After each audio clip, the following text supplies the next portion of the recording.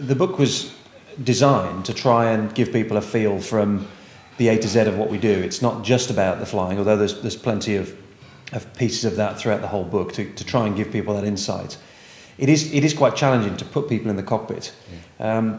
And we started by simply constructing something almost from first principles, so that instead of coming out with a bunch of jargon, we've tried to avoid jargon as much as is humanly possible, because the military has a language all of its own.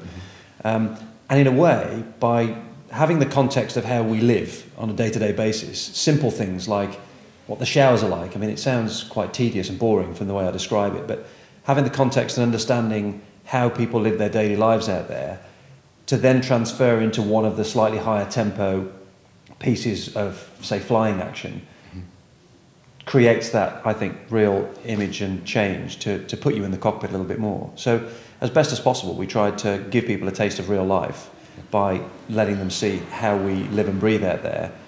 And then I think they can better appreciate that actually they would do that as well. They would react in the same way if there was a sewer next door to their accommodation. So that then when we talk about the flying, they can probably transport themselves a little bit easier into something that now they can relate to, as opposed to something that is simply nowhere that they will ever go. Sounds like a pretty immense task. Did you find it easy? It was very interesting to go through the motions of writing the book. Now the challenge for me, as somebody who's never written a book before, was to try and start with plain language. If I'd have written it in the way I might have written it as a military man, it would have been completely unintelligible from start to finish. So there would have been absolutely no point in anybody picking the book up unless they happened to work for me or with me, and that wouldn't have been a very wide readership. So the challenge was actually to try and make sure that we could create something that everybody would understand and appreciate. And you've managed to do that?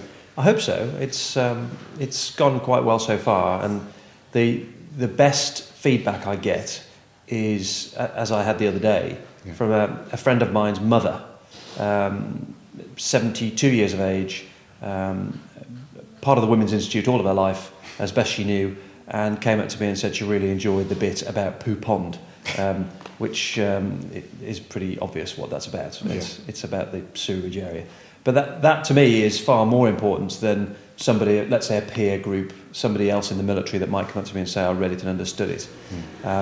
Actually, when you have somebody who's so far away from ever going to Afghanistan that they appreciate the book and understand what's trying to be said, then that's actually the greatest plaudit I could receive. Yeah, yes, very well done. So tonight, you've come down here and you're talking to an avid audience who are going to find out firsthand all about these real experiences. You're going to add the icing on the cake of the book. Absolutely. I think what I'm trying to do with coming down, as well as support the festival itself, which has got a great cause, is just to try and let as many people know that want to hear what they're paying their taxes for.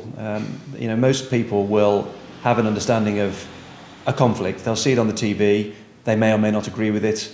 Understandably, the media will always portray the highlights of any issue, whether it's a positive or a negative. Yeah. And so it's very difficult to make up a balanced view of actually what's going on out there.